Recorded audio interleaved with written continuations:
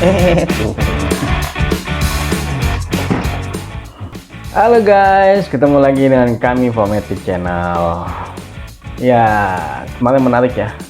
Di perempat final Liga Champion ada beberapa kejutan yang kita nggak sangka-sangka.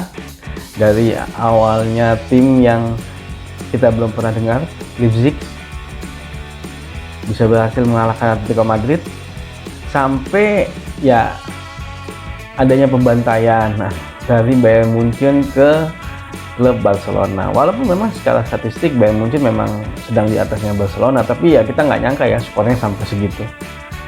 Ya, mohon maaf ya buat fansnya Barca. Oke, kali ini kita akan membahas pertandingan antara Leipzig melawan PSG. Paris Saint-Germain yang berisi dengan banyak pemain bintang seperti Neymar, Mbappe, Angel Di Maria, Icardi, ya bisa dibilang kandidat kuat untuk menjuarai Liga Champions ini. Ya, mereka sudah menggelontorkan banyak uang untuk membeli pemain. Ya, wajar lah kalau targetnya memang juara Liga Champions. Klub ini pernah bertemu satu kali, dan itu pertandingan persahabatan, yaitu pada tahun 2014. Ya, di pertemuan kemarin hasil akhirnya adalah 4-2 untuk kemenangan Leipzig. Secara materi, pemain PSG sekarang banyak pemain bintang, beda dengan dulu waktu kondisinya di tahun 2014. Secara statistik detailnya nggak ada, jadi kita nggak usah bahas ya pertemuan mereka sebelumnya, karena memang secara materi juga sudah sangat beda jauh. Kita lihat 6 pertandingan terakhir dari mereka ya, masing-masing. Leipzig 3 kali menang, 1 kali kalah, dan 2 kali seri, sedangkan PSG cukup stabil, berhasil 5 kali menang, dimana pertandingan terakhir ada di cancel 1. Leipzig, klub dari Jerman ini bisa dibilang performanya sangat menarik ya. RB Leipzig baru didirikan pada tahun 2009, dan pada tahun 2010 mereka berhasil promosi ke divisi 4-nya Bundesliga. Sedangkan di tahun 2013, hanya butuh waktu 3 tahun, mereka berhasil promosi ke divisi 3-nya Bundesliga. Dan hanya butuh 1 tahun untuk promosi ke divisi 2-nya Bundesliga. Dan di tahun 2016, mereka berhasil promosi ke liga teratas dari Jerman, yaitu Bundesliga. Dan cukup impresif sekali. Hanya 1 tahun pula di Bundesliga ini, pada tahun 2017 mereka berhasil pertama kalinya masuk ke zona Liga Champions. Dan mungkin pada saat itu tahun 2017 itu mereka belum banyak bisa berbicara ya. Tapi di tahun 2020 ini mereka berhasil melangkah ke semifinal. Tidak ada yang menyangka ya. Pada pertandingan kemarin sebenarnya Atletico Madrid lebih diunggulkan, karena secara materi Leipzig itu sebenarnya sudah kehilangan salah satu pemain andalannya, yaitu Timo Werner yang sudah pindah ke Chelsea. Secara statistik, golnya Leipzig itu 67% dihasilkan dari open play, 19% dihasilkan dari set pieces, 9% dihasilkan dari counter attack, dan 6% dari cetak penalti. Kita coba lihat statistik pertandingan mereka ketika melawan Atletico Madrid ya. Ketika melawan Atletico Madrid, mereka berhasil menang dengan skor 2-1.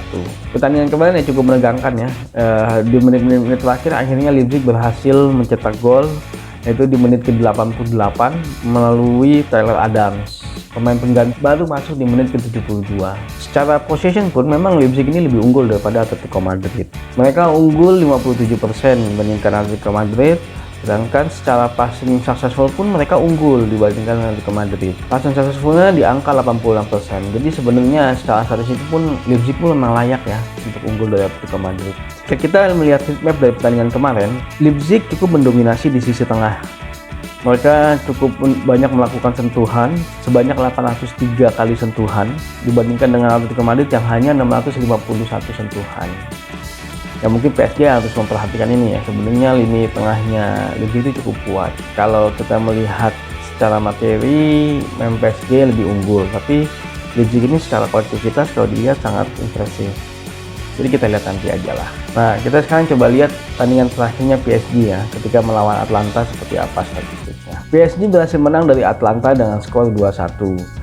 Ya, pertandingan kemarin cukup dramatis ya. Soalnya pada awal-awal menit Atlanta berhasil unggul 1-0. Sampai di menit ke-90 akhirnya PSG berhasil menyamakan kedudukan. Dan akhirnya di menit 90+2 di masa injury time, mereka berhasil unggul dari Atlanta. Kasihan ya sungguhnya. Atlanta sudah unggul selama 89 menit, tapi di menit-menit terakhir mereka akhirnya kalah dari PSG. Jadi teringat ketika dulu pernah final Liga Champions antara Bayern Munchen melawan Manchester United. Munchen unggul selama pertandingan, tapi di menit-menit terakhir ternyata MU berhasil membalikkan keadaan. Ya, itulah menariknya dari sepak bola. Kita nggak tahu kondisinya sampai menit-menit terakhir, sampai wasit meniupkan peluit. Secara possession, PSG memang jauh lebih unggul, yaitu sebanyak 63%. Sedangkan Atlanta hanya 37%. Passing successfulnya pun PSG jauh lebih unggul, yaitu di angka 85%, sedangkan Atlanta di angka 74%. Ya mungkin ini yang perlu dibenahi ya. Kalau secara heatmap, PSG banyak melakukan sentuhan bola di tengah, tapi memang agak kurang main ke depannya. Andai kata misalnya PSG bisa memainkan bola lebih agak ke depan, mungkin akan lebih banyak peluang-peluang yang lebih tercipta. Secara percobaan pun PSG sebenarnya sudah cukup banyak. Mereka berhasil melakukan 17 kali percobaan, di mana 13 diantaranya dari open play dan 4 dari set pieces. Mungkin yang perlu dibenahi lagi ya, ketika finishing dari PSG yang perlu ditingkatkan lagi. Ya, kalau kita mengacak ke klub yang sebelah yaitu Munchen, ketika finishingnya sangat tinggi sekali. Karena kemungkinan PSG ini akan bertemu dengan Munchen di semifinal. Karena kemungkinan PSG ini akan bertemu dengan Munchen di final jika PSG berhasil menang dari Leipzig. Pada pertandingan kemarin, Mbappe cukup dipaksakan ya. Sebenarnya Mbappe belum full recover dari cederanya, cuma karena melihat situasi sepertinya PSG ketinggalan, akhirnya Mbappe pun dimasukin di pertengahan babak kedua. Dan cukup signifikan ketika Mbappe masuk, terjadi perubahan serangan dari PSG. Ya, mudah-mudahan pada pertandingan kali ini antara RB Leipzig, Mbappe sudah full recover ya. Selama Liga Champions ini, RB Leipzig dominan dengan formasi 4-2-3-1 dengan menyisakan Kunku. Bacanya apa ini? Kunku. Dengan menyisakan Kunku di depan. Dari formasi ini, mereka sudah berhasil mencetak 4 gol dan kebobolan 1 gol, di mana kondisinya dalam formasi ini mereka berhasil menang 2 kali. Kemungkinan ketika melawan PSG mereka akan memakai formasi ini. Mereka akan menguatkan lini tengahnya mereka dengan menyisakan 1 orang di depan dan mengambil kesempatan ketika mereka dapat peluang. Ya, di sini agak penting terkait dengan tingkat finishing. Mereka benar-benar finishingnya harus tinggi karena jika ada peluang sangat sayang jika tidak berhasil dimanfaatkan. Seperti kejadian City kemarin ya. Dengan keluarnya Timo Werner dari Leipzig ke Chelsea, di sini sebenarnya saatnya pembuktian kepada Kunku, karena selama ini yang selalu melakukan assist ialah Kunku dan yang melakukan penyelesaian ialah Timo Werner. Nah, sekarang Kunku ini dituntut untuk bisa melakukan penyelesaian. Kita lihat seperti apa nanti hasilnya. Tapi pada pertandingan terakhir, Kunku ditaruh agak di sayap, sedangkan di depan itu disisakan Poulsen. Ya, itu bagian dari strateginya pelatih ya. Kalau secara karakteristik, Leipzig ini punya 2 poin yang cukup kuat. Yaitu yang pertama, creating long shot opportunity, artinya menciptakan peluang untuk melakukan long shot. Oke, dia berhasil cukup kuat melakukan long shot, tapi apakah pemain-pemainnya cukup bisa menghasilkan gol dari long shot? Kita lihat seperti apa. Yang bisa dilihat dari statistiknya memang Leipzig ini banyak melakukan long shot. Yang kedua ialah poinnya coming back from losing position. Ya, sepertinya mentalnya cukup kuat ya. Ya, kita lihat dengan tadi historinya. Ternyata memang Leipzig ini secara mental cukup kuat sekali. Jadi walaupun mereka ketinggalan, tapi mereka berhasil membalikkan situasi sehingga menjadi menang. Ya, panser banget ya, Jerman banget yang baru panas di akhir-akhir pertandingan. Secara kelemahan, Leipzig ini mempunyai poin avoiding offside. Artinya apa ya? Menghindari offside. Kelemahannya apa ya artinya? Apa artinya?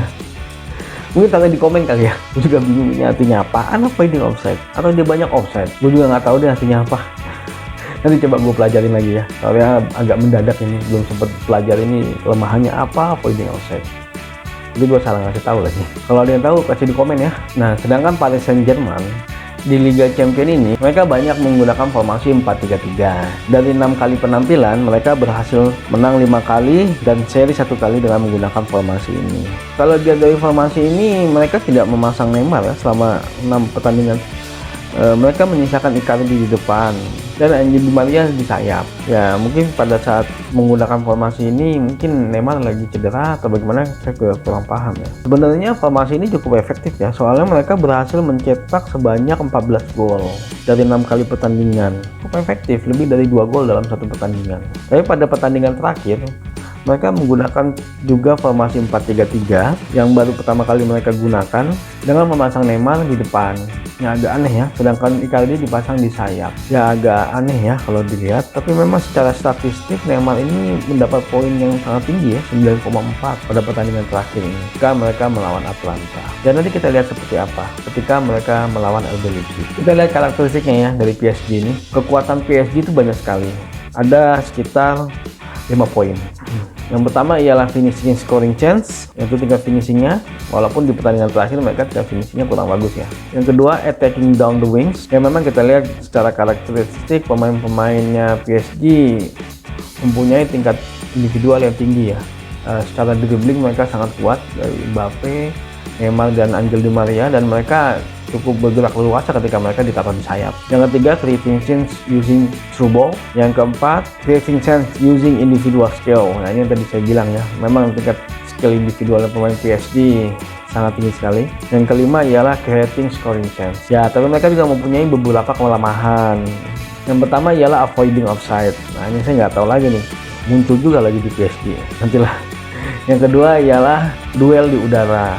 Yang ketiga, stopping opponent from creating chance. Yang mungkin ini perlu dipikirkan oleh PSG ya. Ya agar kelemahan-kelemahan ini tidak dimanfaatkan oleh RB Leipzig pada pertandingan yang akan datang. Ya jika kita melihat statistik-statistik tadi, memang PSG secara materi lebih unggul pemainnya dibandingkan dengan RB Leipzig. RB Leipzig ini cukup menarik ya, karena memang tidak ada pemain bintang di sana. Jadi skillnya merata. Salah satu keunggulan dari materi yang merata ialah tidak ada keegoan di sana. Kalau bisa dilihat PSG memang pemainnya secara individu lebih tinggi, tapi di situ kadang-kadang muncul keegoan sehingga ketika ada teman yang lebih baik peluangnya mereka lebih memanfaatkannya sendiri, tidak melihat situasi. Nah ini salah satu keunggulannya dari RB Leipzig kalau kami lihat. Secara kolektivitas mereka unggul sehingga mereka bisa lebih menciptakan peluang yang sangat efektif. Kalau kita melihat ini cukup imbang ya antara Leipzig dengan PSG. Kemungkinan pertandingan semifinal ini akan imbang. Tapi sebenarnya harapannya sih Leipzig yang bisa menang. Karena jika Leipzig bisa menang, dia akan menjadi sebuah klub yang catat dalam sejarah. Bayangkan, baru dibuat di tahun 2009, tapi mereka sudah berhasil masuk ke final Liga Champions di tahun 2020.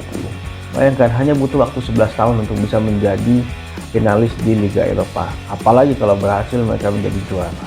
Tapi cukup berat ya, karena di sebelah itu kemungkinan lawannya adalah Bayern Munchen yang mereka sudah sering ketemu. Lain halnya ketika ternyata yang menang ialah Olympic Lyon. Itu akan lebih menarik lagi. Tapi nanti kita lihat seperti apa. Ya di masa pandemi ini sepertinya banyak kejutan ya. Ya kita nantikan kejutan-kejutan lainnya di Liga Champions. Nah bagi kalian yang menyukai video ini, jangan lupa untuk like, subscribe, dan share. Maju terus sepak bola Indonesia. Adios.